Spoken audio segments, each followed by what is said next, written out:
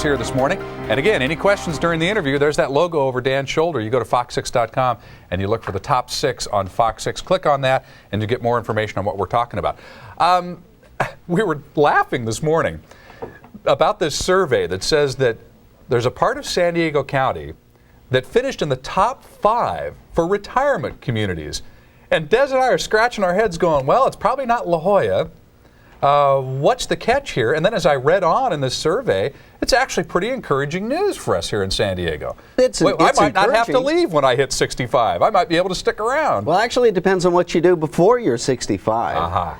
So that's the key. It is. One of the things, there are top 5 retirement places. The guy that wrote the book actually traveled around in his RV to 203 spots around the country to decide what is the best retirement living. Now, they gauged it by a number of different, quality of life being one, the demographics, the charm, all these other things. But affordability for real estate was one of those. So obviously, I was surprised because whenever they have the best places to live in San Diego or in the United States, San Diego doesn't fare very well because of the affordability. Now, when something comes out for retirement, affordability is the key, the quality of life, because most people are living on a reduced income at retirement.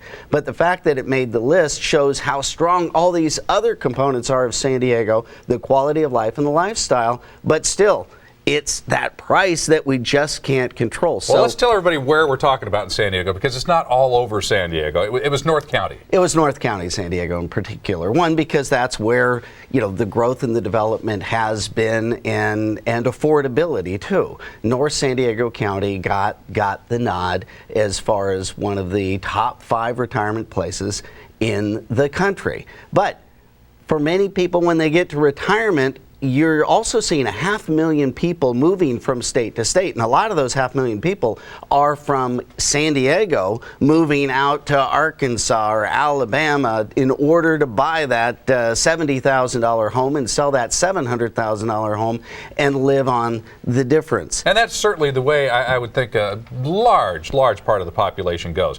But Scottsdale, Arizona finished in the top 5 as well. And I think the median income in Scottsdale is like $56,000 a year in Scottsdale. So there's some pretty upscale neighborhoods that finish very high on this list. Which was your surprising. Point is, you got to plan ahead for this. You really do. A lot of people have a significant part of their retirement plan in their real estate. And the problem with having it in your real estate, and I'm a big advocate of real estate, obviously, but you need to be able to plan for it, because the goal of having a home paid for free and clear is a wonderful thing, but only if you don't need that money.